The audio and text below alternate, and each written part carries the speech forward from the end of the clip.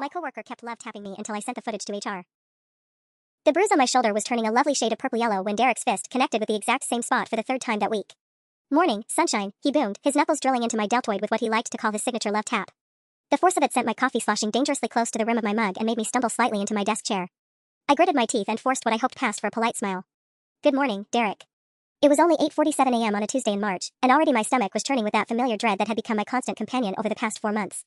4 months of Derek Morrison and his playful touching that left me feeling like a punching bag disguised as a marketing coordinator. "Ready to crush those quarterly reports?" he asked, punctuating his question with a sharp slap between my shoulder blades that made me lurch forward. My ribcage connected with the edge of my desk, and I had to bite my tongue to keep from yelping. "Absolutely," I managed, already reaching for my mouse to look busy. Anything to make him move along to terrorize someone else. But Derek wasn't done. He never was. His meaty hand clamped down on my forearm like a vice, his fingers pressing into the tender spot where last Friday's friendly squeeze had left finger-shaped marks that I'd been covering with long sleeves all week. "You know what I love about you, Emma? You're such a good sport about everything." A good sport. Right. Because apparently enduring unwanted physical contact from a 240-pound former college linebacker was a fucking team sport, and I was MVP of the grin and bear it league. "Thanks," I said flatly, trying to subtly pull my arm away. His grip tightened for a split second before he finally released me, leaving behind the familiar throb that would bloom into fresh bruises by afternoon. Derek finally wandered off to inflict his personality on someone else, and I immediately rolled up my sleeve to assess the damage. 5 distinct finger marks were already darkening on my pale skin, perfectly aligned with the fading bruises from his previous love taps. I'd tried everything. I'd asked him to stop, politely at first, then more firmly. I'd spoken to our supervisor, Janet, who'd given me that patronizing smile and told me that Derek was just naturally affectionate and doesn't mean anything by it. I'd started wearing longer sleeves and trying different routes through the office to avoid him, but Derek had a sixth sense for finding me. The worst part wasn't even the physical discomfort, though explaining away mysterious bruises to my boyfriend was getting increasingly awkward. It was the way Derek's behavior made me feel completely powerless in my own workplace. The way he'd laugh off my requests to stop touching me. The way everyone else seemed to think his behavior was quirky rather than concerning. The way I'd started flinching every time I heard his voice echoing across the office. I pulled my sleeve back down and opened my laptop, trying to focus on the budget projections that were due by noon.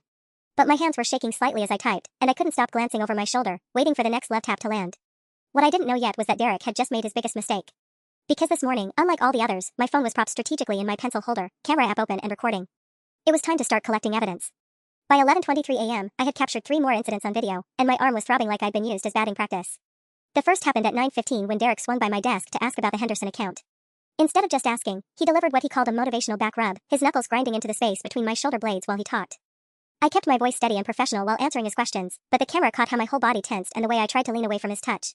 The second incident was at 10:30 in the break room. I was refilling my coffee when Derek appeared behind me, sliding his arm around my shoulders in what he announced to the room as a side hug between work buddies. His forearm pressed against my collarbone with enough force that I had to grip the counter to keep my balance. Several coworkers witnessed it, including Janet, who actually smiled and made some comment about Derek being such a people person. The third time was the charm, though. At 11:20, Derek stopped by to discuss the Morrison insurance presentation, no relation to him, despite the name, which he always found hilarious. This time, he grabbed my upper arm to get my attention while I was typing, his thumb digging into the exact spot where his fingers had left marks earlier. When I visibly winced, he had the audacity to ask if I was okay while his grip tightened. "I'm fine," I said through clenched teeth, and the phone camera captured every second of his hand on my arm and the obvious discomfort on my face. What really struck me as I reviewed the footage during my lunch break was how deliberate it all looked when strung together. Derek didn't touch male coworkers the same way. When he wanted to get Jake's attention from accounting, he just said Jake's name. When he needed to discuss something with Marcus from IT, he used his words like a normal human being. But with me, and I was starting to realize, with other women in the office, Derek seemed to think every interaction required some form of physical contact. The love taps, the shoulder squeezes, the uninvited hugs, the way he'd put his hand on the small of your back when passing behind your chair. It was like he felt entitled to our bodies as part of casual workplace conversation. I scrolled through my phone's camera roll, looking at the footage I'd captured. The quality was surprisingly good, and the audio was crystal clear. You could hear me asking him to please not grab my arm so tightly, and his dismissive laugh as he said, "Relax, Em, it's just a love tap." Just a love tap. 4 months of daily bruises were apparently just love taps. My phone buzzed with a text from my boyfriend Mike. "How's your Tuesday going? Still dealing with that handsy coworker?" I stared at the message for a long moment. Mike had been increasingly concerned about the bruises I kept explaining away as clumsiness. Last week, when I couldn't lift my left arm properly after Derek's enthusiastic congratulations punch following the Hartwell account success, Mike had suggested I talk to HR. I brushed him off, saying I was handling it. But looking at the video evidence I'd collected in just one morning, I realized I wasn't handling anything. I was just enduring it. I typed back, collecting evidence now. Derek's about to learn that love taps have consequences. Time to see how many more incidents I could document before Derek's luck ran out. The breaking point came at 2:47 p.m. when Derek crossed a line I didn't even know existed. I was in the supply closet, reaching for a fresh ream of paper on the top shelf, when I heard his voice behind me. "Need some help there, shorty?" Before I could respond, Derek pressed himself against my back, his chest flush against my shoulder blades as he reached over me for the paper. I was trapped between his body and the metal shelving, the sharp edge of a shelf digging into my ribs as he deliberately took his time grabbing what I'd been reaching for. "There we go," he murmured, his breath hot against my ear. His free hand found my waist, fingers splaying across my hip bone as he squeezed. Always happy to lend a helping hand. My entire body went rigid. This wasn't a love tap or a friendly pat. This was something else entirely, something that made my skin crawl and my fight-or-flight response scream at maximum volume. I could smell his cologne mixed with coffee breath, could feel the heat radiating from his body as he lingered for what felt like an eternity but was probably only 3 or 4 seconds. I can get it myself, I managed, my voice coming out smaller than I intended. Course you can, Derek chuckled, finally stepping back but not before giving my hip another squeeze. But where's the fun in that? He handed me the paper with that same shit-eating grin he always wore after his love taps, completely oblivious to, or more likely, completely ignoring, the fact that I looked like I was about to throw up. See you around, he said, brushing past me as he left the supply closet. I stood there for a full 30 seconds, clutching the ream of paper against my chest like a shield, trying to process what had just happened. My hands were shaking so badly I nearly dropped my phone when I realized I'd missed recording it. I'd been so focused on reaching for the paper that I hadn't thought to start filming. Of course. The one incident that felt like actual harassment instead of just aggressive friendliness, and I had no proof. When I finally made it back to my desk, I found Derek holding court near the water cooler, entertaining a small group that included Janet and 2 women from HR, Karen and Beth. He was in the middle of some animated story about his weekend fishing trip, complete with exaggerated gestures and his trademark booming laugh. And then the fish was this big, he was saying, spreading his arms wide and accidentally on purpose bumping into Beth, who stumbled sideways. Oops. Sorry there, Beth. Guess I got a little carried away. Beth laughed it off, but I caught the flash of annoyance that crossed her face before she rearranged it into a polite smile. Janet didn't even seem to notice, too busy chuckling at Derek's fish story. That's when it hit me, I wasn't the only one. Derek's love taps and uninvited touching wasn't just about me. I'd been so focused on my own discomfort that I hadn't been paying attention to how he interacted with other women in the office. I started watching more carefully. Over the next hour, I witnessed Derek deliver a congratulations pat to Sarah from graphic design that left her rubbing her shoulder. He gave Amy from reception an unsolicited neck massage while she was trying to work. He kept finding excuses to brush past Linda from accounting, his hand grazing her lower back each time. Each woman smiled politely. Each woman endured it. Each woman probably went home with bruises and told themselves it wasn't worth making a fuss over. But I was done being polite. I was done enduring. And I was definitely done making Derek's comfort more important than my own safety. I opened my phone and started a new video folder labeled evidence. By the end of the week, Derek was going to learn that his love taps had consequences. Wednesday brought a new level of strategic planning to my evidence collection, and Derek seemed determined to provide me with plenty of material. I'd arrived at 8:15 a.m., 15 minutes earlier than usual, and positioned myself at my desk with my phone already recording. The early arrival paid off. Derek's morning greeting was captured in perfect detail as he delivered his signature shoulder punch at 8:42 a.m., followed by what he called a wake-up back rub that left me gripping my desk to stay upright. You're looking a little tense there, he said, his knuckles digging into the space between my shoulder blades. Good thing you've got Dr. Derek to work out those knots. The camera caught everything, my obvious discomfort, the way I tried to lean away from him, and most importantly, the moment I clearly said, Derek, please don't do that. It actually hurts. His response was perfect for my case. Come on. You know you love it. I've got magic hands. By noon, I had documented 6 separate incidents, but it was during lunch that I made a discovery that changed everything. I was heating up my leftover pasta in a small kitchen on the 2nd floor, the one most people forgot existed, when I heard voices coming from around the corner. Low, conspiratorial tones that made me pause with my hand on the microwave door. Getting a little too friendly with the ladies, don't you think?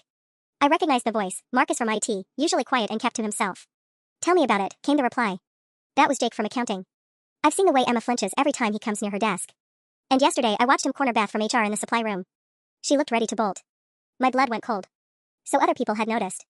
Other people could see what Derek was doing, and they were talking about it in hushed voices in empty break rooms. Someone should say something, Marcus continued. But you know how management is about Derek. Golden boy can do no wrong. Golden boy? Jake's voice was skeptical. Dude brings in the biggest accounts.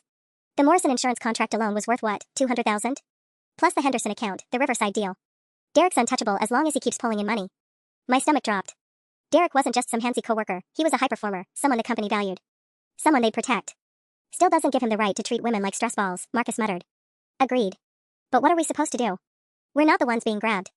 I stood frozen by the microwave, my lunch forgotten, as their conversation shifted to sports scores and weekend plans. When I finally heard them leave, I slumped against the counter, processing what I'd learned. Derek wasn't just confident about his behavior, he was protected. His sales numbers made him valuable enough that management would overlook his personality quirks. Janet's dismissive attitude suddenly made perfect sense. Derek generated revenue, so Derek got a pass. But that also meant my carefully collected video evidence might not be enough. If HR was willing to look the other way because of his sales performance, a few recordings of love taps might just get filed away and forgotten. I needed more than documentation of physical contact. I needed to show a pattern of escalation, of harassment that couldn't be dismissed as workplace friendliness. And after yesterday's incident in the supply closet, I had a feeling Derek was already heading in that direction. My phone buzzed with a calendar reminder, 2 p.m. team meeting in conference room be perfect. Derek always got handsy during meetings, using team building as an excuse for uninvited contact. Time to capture his behavior in front of witnesses. The team meeting started innocuously enough, but Derek had clearly decided to use the conference room as his personal theater for demonstrating just how friendly he could be. I positioned myself strategically, phone propped against my water bottle at an angle that would capture most of the table, notebook open to look like I was taking meeting notes instead of documenting harassment. Janet was running through quarterly projections while Derek held court at the opposite end of the table, but his attention kept drifting. "Sarah, you did amazing work on the Hartwell graphics," he announced at 2:23 p.m., reaching across two people to deliver what he called an appreciation tap to her shoulder. The impact was hard enough that Sarah's pen skittered across her notepad, leaving a jagged line through her notes. "Thanks," Sarah murmured, rubbing the spot where his knuckles had connected.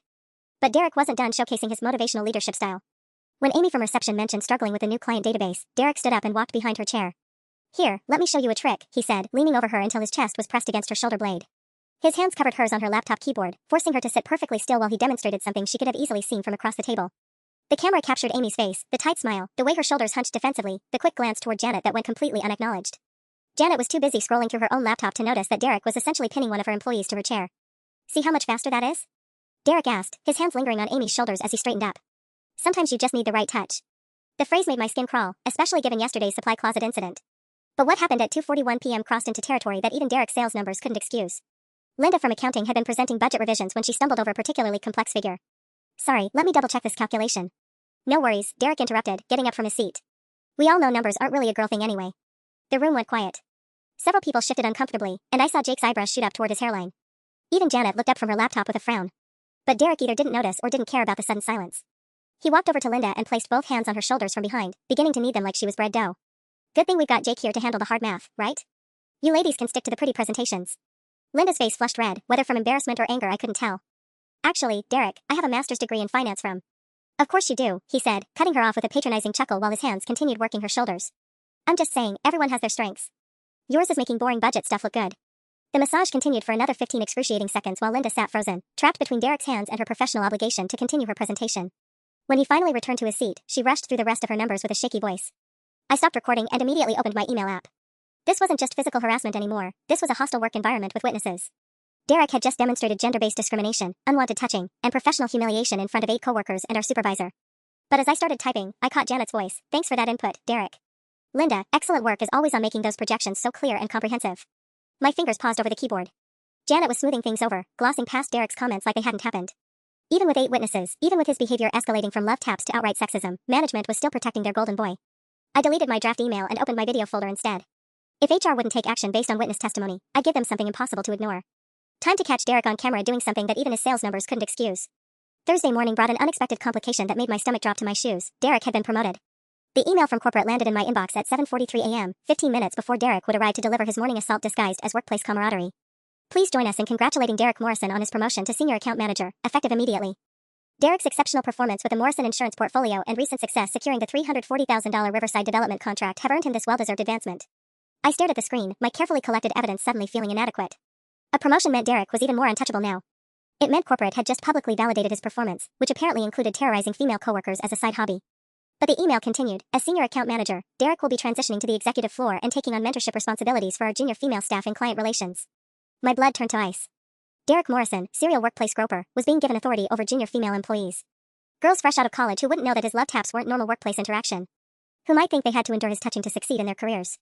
I was still processing this nightmare scenario when Derek's voice boomed across the office. "Morning, beautiful. Ready to celebrate with your favorite senior manager?" The punch to my shoulder came with extra force, probably his way of expressing excitement about the promotion. But this time, I was ready. My phone was recording, and Derek was feeling chatty. "Did you see the email?" he asked, following up the shoulder punch with his signature backslap. "Senior Account Manager, baby. I'm moving up in the world." "Congratulations," I managed, trying to capture his face in the frame as he continued his celebration assault on my shoulder blades. "You know what this means, right?" Derek's grin turned predatory as he leaned closer, his hand finding my forearm in that familiar vice-like grip. "I'll be working with those cute new girls from the client relations training program. Showing them the ropes, teaching them how to handle the big accounts." The way he said handle made my skin crawl, especially combined with the proprietary squeeze he was giving my arm. But I kept my voice steady. "I'm sure they'll learn a lot from you." "Oh, they will," Derek chuckled, his thumb pressing into the tender spot where yesterday's bruises were still developing. "I'm very hands-on with my mentoring style. Really like to make sure the girls feel supported." He punctuated supported with another shoulder punch, this one hard enough that I had to grab my desk to keep from stumbling. The camera caught everything, his words, his actions, and most importantly, the obvious threat he was making about future victims. "Anyway, got to go break the good news to the rest of my fans," Derek said, finally releasing my arm but not before giving it a final squeeze. "See you at the celebration drinks tonight, right? Janet's organizing something at Murphy's Pub, wouldn't want to miss toasting your favorite senior manager." After he walked away, I immediately stopped recording and opened the video file. Derek had just threatened future harassment on camera while actively demonstrating his current harassment. But more than that, he'd revealed something crucial. There was going to be a celebration tonight with alcohol involved. In my experience, Derek's behavior was bad enough when he was sober. Adding alcohol to his newfound sense of power and authority over female employees seemed like a recipe for him to cross whatever lines he hadn't already obliterated. I opened a new text to Mike. "Derek got promoted and they're celebrating tonight at Murphy's. This might be my chance to get the kind of evidence that even corporate can't ignore. But first, I needed to warn someone about what Derek had planned for the junior staff. Because if I was building a case against him, I wasn't going to let him create new victims while I gathered evidence. Time to pay a visit to the client relations department. The client relations department was buzzing with nervous energy when I arrived at 10:15 a.m., clutching a stack of budget reports as my excuse for being there. 3 young women sat at adjacent desks, all looking like they'd stepped straight out of college career fairs, crisp blazers, eager expressions, and that particular brand of optimism that comes from landing your first real job. "Excuse me," I said to the nearest one, a petite brunette whose nameplate read Jessica Chen. "I'm Emma from marketing. I was wondering if I could grab a quick coffee with you sometime? Maybe share some insights about working with the senior account managers?" Jessica's face lit up. "That would be amazing. I was actually just telling Priya and Morgan that I'm nervous about the mentorship program they assigned us to." She gestured to her colleagues, both of whom looked up from their computers with interest. My heart sank. Multiple victims lined up like lambs for slaughter. "Derek Morrison is going to be our mentor," added Priya, a tall blonde who couldn't have been more than 23. "He seems really friendly, but I've never worked directly with senior management before." "Super friendly," echoed Morgan, a redhead with freckles who reminded me painfully of myself 2 years ago. "He already stopped by this morning to introduce himself. Said he likes to keep things casual and hands-on." The phrase hands-on in Derek's context made my stomach lurch. "Actually, that's kind of what I wanted to talk to you about. Derek has some unique management-style quirks that it might help to know about in advance." Jessica tilted her head curiously. "What do you mean?" I glanced around, making sure we wouldn't be overheard. "He's very physical in his interactions. Lots of shoulder taps, back pats, that kind of thing. Some people find it overwhelming at first." "Oh, is that what those were?" Morgan touched her shoulder absently. "He did this thing where he kind of punched my shoulder when he said good morning. I thought maybe I was supposed to laugh or something. He grabbed my arm pretty firmly when he was explaining about client confidentiality," Priya added, frowning slightly. "Left marks actually." I figured he was just really passionate about the topic. My phone, still recording in my pocket, was capturing every word of this conversation. Derek had already started his pattern with the new employees, and they were interpreting his aggression as enthusiasm because they didn't know better. "The thing is," I said carefully, "you don't have to accept physical contact from anyone at work, even mentors. If Derek makes you uncomfortable in any way, you have the right to ask him to stop." "But he's senior management now," Jessica said uncertainly. "Won't it seem rude to tell him not to touch me? I don't want to mess up this opportunity." And there it was, the exact thought process Derek counted on. Young women who were afraid to set boundaries because they thought it would hurt their careers. "Your comfort and safety are more important than anyone's feelings," I said firmly. "And if Derek doesn't respect your boundaries, that's a problem with him, not with you." Morgan's expression had grown thoughtful. "You know, when he introduced himself this morning, he kept calling us girls. Called me Red instead of my actual name. I wondered if that was normal here." "It's not," I assured her. "And neither are the shoulder punches or arm grabbing. Derek has a pattern of behavior that—" "Emma." Derek's voice boomed across the client relations area, making all 4 of us jump. "There's my favorite marketing maven. What brings you to the newbie corner?" He strode over with that predatory grin, and I watched Jessica, Priya, and Morgan unconsciously shrink back in their chairs. They'd already learned to fear him, even if they didn't consciously realize it yet. "Just introducing myself to the new team members," I said evenly, my hand finding my phone to angle the camera toward him. "How thoughtful," Derek said, reaching over to deliver his signature shoulder punch. "I'm sure you gave them all the inside scoop on how things work around here." The punch was harder than usual, clearly meant as a warning. But what Derek didn't know was that his threat had just been captured on video, along with 3 witnesses who could testify about his inappropriate behavior with junior staff. Tonight's celebration was going to be very educational indeed. Murphy's pub was packed by 6:30 p.m., the usual after-work crowd mixing with our office celebration in a haze of cheap beer and forced camaraderie. I positioned myself at a corner table with a clear view of the bar, my phone discreetly propped against my purse, recording everything. Derek was already 3 beers in and holding court near the dartboard, his voice getting progressively louder as he regaled anyone within earshot about his meteoric rise to senior management. The promotion had inflated his ego to dangerous proportions, and alcohol was removing whatever thin veneer of professionalism he usually maintained. The secret to success, he announced to a captive audience that included Janet and several coworkers, is knowing how to handle people. Especially the ladies, they need that firm hand, you know what I mean? He punctuated this wisdom by grabbing Amy from reception around the waist as she tried to walk past him to the bathroom. She stumbled, her drink sloshing, but Derek just laughed and pulled her closer. "Perfect example," he said, his arm tightening around Amy's midsection. "Amy here knows I'm just being friendly, right, sweetheart?" Amy's smile was so forced it looked painful. "Right. Super friendly. See? Amy gets it." Derek's hand slid lower on her waist, his fingers spread possessively across her hip bone. "Some girls are just naturally better at understanding workplace dynamics." My phone was capturing everything, Derek's increasingly aggressive touching, Amy's obvious discomfort, and most damning, the way Janet stood 3 feet away nodding approvingly at his leadership insights. But the real jackpot came at 7:15 p.m. when Jessica, Priya, and Morgan walked in. The 3 junior employees had clearly been told that attendance wasn't optional. They huddled near the entrance looking uncertain until Derek spotted them and let out a whoop of delight. "There are my mints," he boomed, finally releasing Amy, who immediately fled toward the bathroom. "Come here, girls. Time for your first lesson in office politics." I watched in horror as Derek descended on the 3 women like a predator who'd found fresh prey. His hands were on them before they'd even fully entered the bar, guiding Jessica by the small of her back, squeezing Priya's shoulder, ruffling Morgan's hair like she was a child. "Rule number 1, Derek announced to the group, his arm draping heavily across Jessica's shoulders, success is all about building relationships. And I'm very good at getting close to my team members." His grip on Jessica tightened, pulling her against his side until she was practically pinned against him. She glanced desperately around the room, but everyone else was either engrossed in conversation or deliberately avoiding eye contact. Derek, Jessica said quietly, could you maybe? Rule number 2, Derek continued, cutting her off while his free hand found Morgan's arm. You've got to be willing to go the extra mile. Stay late, come in early, really show your dedication. His fingers dug into Morgan's bicep as he spoke, leaving white pressure marks on her pale skin. I like employees who are flexible. The word flexible dripped with implication, especially as Derek's hand on Jessica's shoulder began moving in what he probably thought was a massage motion. Priya took a step back, bumping into a high-top table. We should probably get drinks. Already taken care of, Derek said, signaling the bartender with his free hand. 3 shots of tequila for my girls here. We're celebrating their bright futures under my guidance. The camera was capturing everything, but I realized with growing alarm that Derek wasn't just harassing them, he was trying to get them drunk. 3 young women who were already intimidated by his authority, now being plied with alcohol while he maintained physical control over them. This had gone way beyond love taps and workplace friendliness.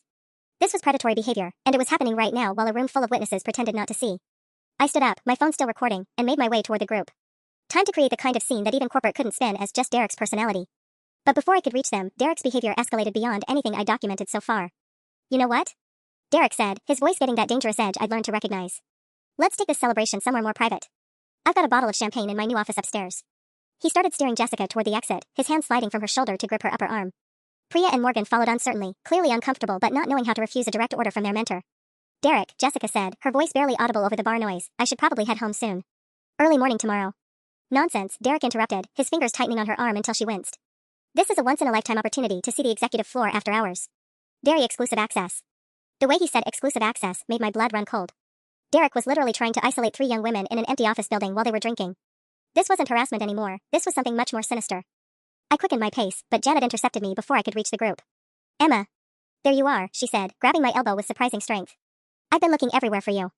We need to discuss the Henderson timeline revisions. Actually, Janet, I really need to. I tried to look around her, but Derek and the 3 women were already at the door. It'll just take a minute, Janet insisted, her grip on my arm preventing me from following. The client called this afternoon with some concerns about the delivery schedule. By the time I extracted myself from Janet's suddenly urgent work discussion, Derek and his mens had vanished. The exit door was swinging shut, and through the window I could see them crossing the parking lot toward our office building. My hands were shaking as I grabbed my purse and headed for the door. Derek had just successfully isolated 3 potential victims, and I was the only one who seemed to realize what was happening. Everyone else at Murphy's was continuing their conversations like nothing had occurred. I burst through the pub's exit and ran toward the office building, my heels clicking frantically on the asphalt. The building was dark except for security lighting, but I could see the glow of the elevator buttons through the glass doors.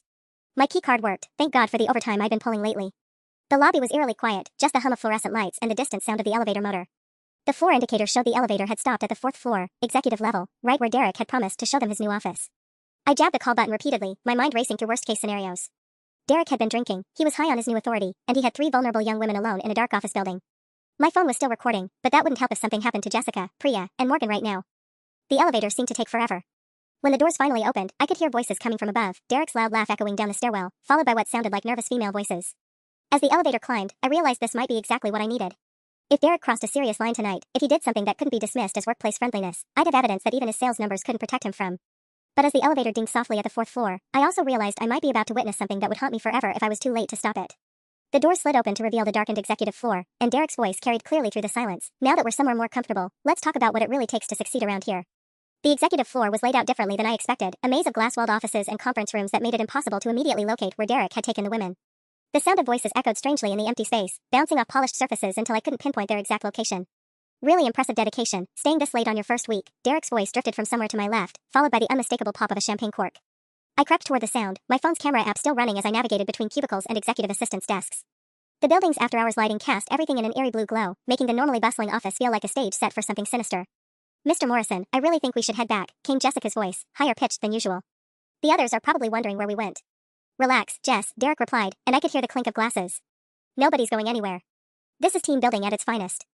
Here, try the Dom Perignon, it's the good stuff. I finally located them in Derek's new corner office, a spacious room with floor-to-ceiling windows that offered a view of the city lights. Through the glass wall, I could see the 4 figures silhouetted against the window. Derek was behind his desk, pouring champagne into coffee mugs. Apparently he hadn't thought to bring proper glasses for his impromptu celebration. The 3 women stood clustered near the door, their body language screaming discomfort. Priya kept glancing toward the exit, while Morgan had her arms crossed defensively across her chest. Jessica was the closest to Derek's desk, probably because he'd steered her there, and she kept taking small steps backward. I don't really drink, Morgan said quietly. Come on, Red, Derek's tone carried an edge that made my skin crawl. Don't be a party pooper. This is a once-in-a-lifetime opportunity to celebrate with senior management. You don't want to seem ungrateful, do you? The word ungrateful hung in the air like a threat. Derek was making it clear that refusing his hospitality could impact their careers, and all 3 women seemed to understand the implication.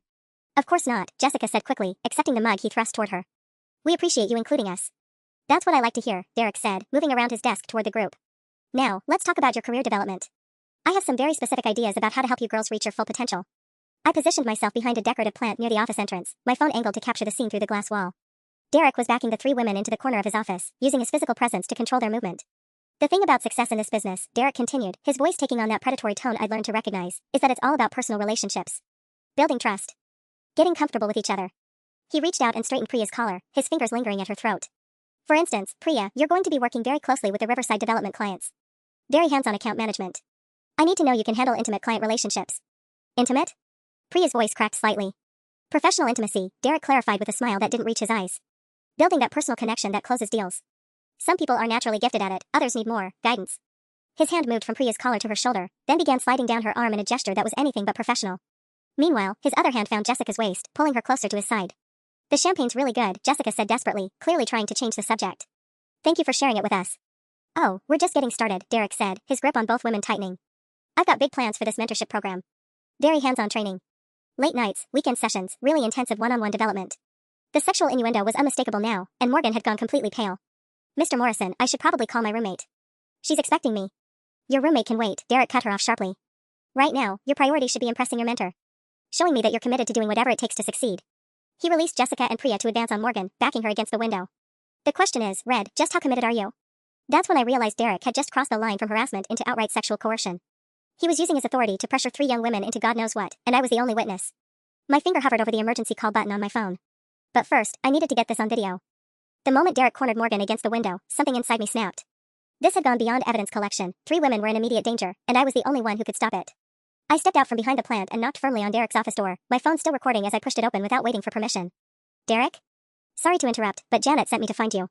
There's an emergency with the Henderson account, the client's threatening to pull out unless we can get on a conference call tonight. The lie rolled off my tongue smoothly, but my heart was hammering as Derek whipped around to face me. His expression shifted from predatory confidence to barely contained rage in the span of a second. Emma, he said through gritted teeth, this is a private mentoring session. Whatever Henderson wants can wait until tomorrow. Actually, it can't, I said, stepping fully into the office. Jessica, Priya, and Morgan were all staring at me with barely concealed relief. Janet said if we lose this account, heads are going to roll. She specifically asked me to track you down. The beauty of invoking Janet was that Derek couldn't dismiss it outright, she was still his direct supervisor, promotion or not. But I could see him calculating, trying to figure out how to maintain control of the situation. Fine, he said finally, his hands falling away from Morgan. Give me 5 minutes to wrap up here, then I'll deal with Janet's crisis. She said immediately, I pressed. The client's only available for the next 20 minutes because of the time zone difference. Something about the contract signatures being invalid? I was making it up as I went along, but Derek's face paled at the mention of invalid contracts. In sales, few things were scarier than legal issues with major accounts. Girls, Derek said, turning back to Jessica, Priya, and Morgan, we'll continue this mentorship session tomorrow. My office, 7 p.m. Don't disappoint me. The threat was implicit but unmistakable. He was scheduling another session, and next time he'd be more careful about interruptions. Actually, I said quickly, Janet mentioned something about reassigning the junior staff mentoring. Budget constraints or something. She'll probably want to discuss it on the call. Derek's jaw clenched, but he couldn't argue without seeming to care more about access to young female employees than about urgent client issues. We'll see about that. As the 5 of us walked toward the elevator, I made sure to stay between Derek and the 3 women. In the confined space, I could smell alcohol on his breath mixed with that overwhelming cologne he wore. His hands kept twitching, like he was fighting the urge to grab someone. This mentorship program better not get cancelled, he muttered as we reached the lobby. I put a lot of thought into the curriculum. I'm sure Janet will take your input into consideration, I said neutrally, while internally promising myself that Derek would never be alone with these women again. We reached the parking lot, and Derek stalked toward his black BMW without another word. Jessica, Priya, and Morgan clustered around me the moment his car pulled away. Thank you, Jessica whispered, her voice shaking. I don't know what would have happened if you hadn't shown up. He was getting really aggressive, Priya added, rubbing her arm where Derek had grabbed her. The way he was talking, it didn't feel like mentoring. It wasn't, I said firmly. What Derek was doing was completely inappropriate, and you don't have to tolerate it. Any of it. Morgan looked confused. But he's senior management now. Don't we have to do what he says? Not when what he's saying involves inappropriate touching or sexual innuendo, I explained. That's harassment, and it's illegal regardless of someone's job title. As I watched the 3 women process this information, I realized my evidence collection had just evolved into something much bigger. Derek had revealed his true intentions tonight, but he'd also shown that he planned to continue targeting vulnerable employees. My phone was full of recorded evidence, but now I had 3 witnesses and a clear pattern of escalating behavior. Tomorrow, Derek Morrison was going to learn that his promotion hadn't made him untouchable after all. It had just made his inevitable fall that much more satisfying. Friday morning brought a curveball I wasn't prepared for. Derek called in sick. The email from Janet arrived at 8:15 a.m., just as I was settling in with my phone positioned for another day of evidence collection. Derek Morrison will be working from home today due to a stomach bug. Please direct any urgent Henderson account issues to Emma Thompson until Monday. My first thought was relief, no shoulder punches, no unwanted touching, no predatory behavior to document. But my second thought was much more troubling. Derek was avoiding the office because he knew what had happened last night couldn't be explained away as innocent mentoring. He was planning something. The realization hit me as I scrolled through the company directory, cross-referencing phone numbers. Derek now had direct contact information for Jessica, Priya, and Morgan. He could reach them without going through office channels, could schedule off-site mentoring sessions or client meetings that would never appear on official calendars. I was mulling over this disturbing possibility when my desk phone rang. Emma? This is Jessica from Client Relations. Her voice was barely above a whisper, and I could hear office chatter in the background. Could you maybe meet me in the second floor bathroom? There's something I need to tell you about Derek. My stomach dropped. I'll be right there. I found Jessica pacing in the rarely used bathroom near the archives, her face pale and her hands shaking slightly. The moment I walked in, she grabbed my arm with surprising strength. He texted me, she said without preamble. Derek. At 6:30 this morning on my personal phone. How did he even get my number? What did he say? I asked, though I was already dreading the answer. Jessica pulled out her phone with trembling fingers. Read it yourself. The message thread made my blood run cold. Morning, Jess. Hope you enjoyed our team building last night. Looking forward to continuing your development. Meet me at the Riverside Hotel bar tomorrow at 7 p.m. for a client dinner. We're something that shows you're serious about advancement. This could be a big opportunity for someone willing to go the extra mile. Derek. There's more, Jessica whispered, scrolling down. He sent this 20 minutes ago. The second message was worse. By the way, I mentioned to Janet how impressed I was with your dedication last night. She's considering you for the Morrison Insurance Liaison position, $15,000 raise, direct report to senior management. Of course, that kind of promotion requires a very close working relationship. See you tomorrow night. I stared at the screen, my mind reeling. Derek was using his newfound authority to create a quid pro quo situation, career advancement in exchange for submitting to his mentorship. And he was doing it over text message, creating a digital paper trail of his coercion. Jessica, I said carefully, did Priya or Morgan get similar messages? She nodded miserably. We compared texts this morning. Priya says something about the Henderson account coordinator position, and Morgan got one about a special project with the executive team. All scheduled for different nights this week, all at hotels. Derek wasn't just escalating his harassment, he was systematizing it. 3 separate business meetings at 3 different hotels, ensuring the women couldn't support each other or serve as witnesses to whatever he had planned. You're not going, I said firmly. None of you are going to those meetings. But what if he's serious about the promotions? Jessica's voice cracked. I have student loans, Emma. $15,000 would change my life. And if I refuse and he tells Janet I'm not committed to advancement? He's counting on you thinking that way, I said, pulling out my own phone. Jessica, Derek can't actually fire you or block your career advancement for refusing to meet him at a hotel. That would be retaliation for rejecting sexual harassment, and it's completely illegal. But even as I said it, I knew the reality was more complicated. Derek was senior management now, with Janet's ear and corporate's approval. He could easily manufacture performance issues or claim the junior employees weren't fitting the company culture. Listen, I said, opening my camera app, I need you to forward me those text messages. All of them. Derek just made a huge mistake by putting his intentions in writing. As Jessica sent the screenshots, I realized this was exactly what I'd been hoping for, evidence so clear that even Derek's sales numbers couldn't protect him. But I also realized the clock was now ticking. Derek had scheduled his first client dinner for tomorrow night, which meant I had less than 24 hours to build an airtight case. My phone buzzed with an incoming text from an unknown number. The message made my hands shake. Emma, heard you've been asking questions about my mentoring methods. Might be time for us to have a private conversation about boundaries. My office, Monday 6 a.m. Come alone. Derek. Derek Morrison had just threatened me directly. And unfortunately for him, I had it all on video. The weekend should have been a relief, but instead I spent it building what felt like a war room in my apartment. Screenshots of Derek's threatening texts were printed and organized in manila folders. Video files were backed up to 3 different cloud services. I'd even started a timeline document, cross-referencing every incident with dates, witnesses, and photographic evidence of bruises.